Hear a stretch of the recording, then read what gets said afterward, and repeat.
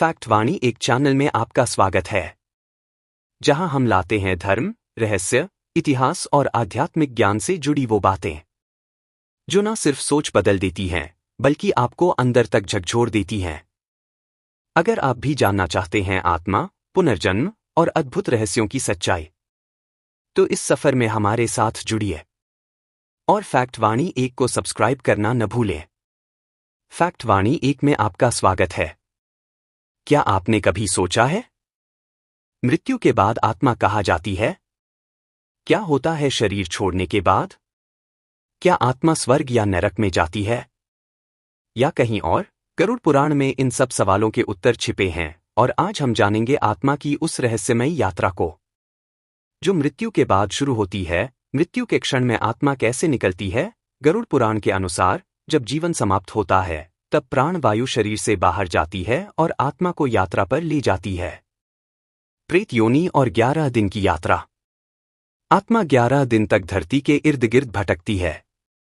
उसे अपने कर्मों के अनुसार मार्गदर्शक आत्माएं निर्देश देती हैं। पितृलोक की यात्रा और यमदूतों का आगमन। पाप और पुण्य के आधार पर आत्मा को यमदूत या देवदूत लेकर जाते हैं। स्वर्ग, नरक या पुनर्जन्म आत्मा की मंजिल। गरुड़ पुराण के अनुसार आत्मा को उसके कर्मों के आधार पर फल मिलता है। वही निर्णय करता है अगला जन्म होगा या मोक्ष। मृत्यु के तुरंत बाद। मृत्यु के बाद आत्मा तुरंत शरीर को छोड़ नहीं देती। आत्मा कुछ समय तक उसी स्थान पर रहती है जहां उसने शरीर त्यागा है। इसे अवशिष्ट ऊर्जा की स्थिति कहते हैं। 11 दिनों तक की यात्रा। आत्मा 11 दिनों तक पृथ्वी लोक में भटकती है। इस दौरान वह अपने परिजनों के पास ही होती है और यही कारण है कि 13 दिन तक श्राद्ध और पिंडदान की परंपरा है। पिंडदान और तर्पण का रहस्य।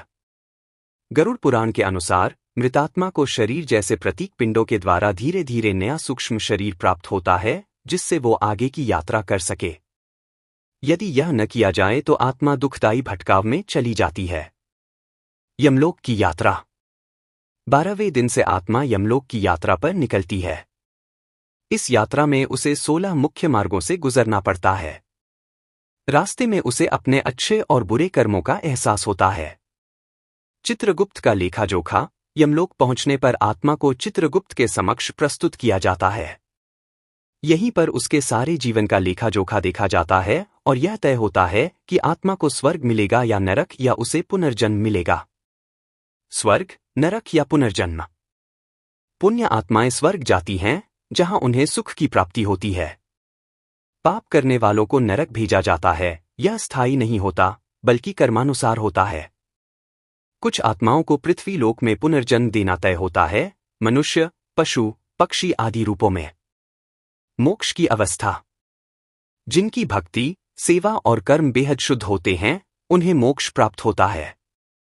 ऐसी आत्मा को जन्म मरण के चक्र से मुक्ति मिलती है और वह ब्रह्मा में विलीन हो जाती है। क्या मरने के बाद सब खत्म हो जाता है, या फिर एक नई शुरुआत होती है? क्या आत्मा सच में अमर है? और अगर है, तो कहाँ जाती है वो मृत्यु के बाद?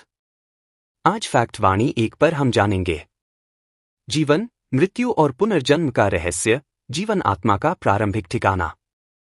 गरुड़ पुराण, उपनिषद और भगवद गीता के अनुसार शरीर नश्वर है, पर आत्मा अमर है। आत्मा परमात्मा का अंश होती है और मानव शरीर में जन्म लेती है अपने कर्मों का फल भोगने के लिए। मृत्यु एक अंत नहीं, एक दरवाजा। मृत्यु केवल शरीर का त्याग है। आत्मा शरीर छोड़ती है, परंतु उसका यात्रा वहीं से शुरू होती है। यमदूत उसे मार्गदर्शन करते हैं। यमलोक, निर्णय की भूमि। चित्रगुप्त कर्मों का लेखा प्रस्तुत करते हैं। आत्मा को 3 संभावनाएं मिलती हैं।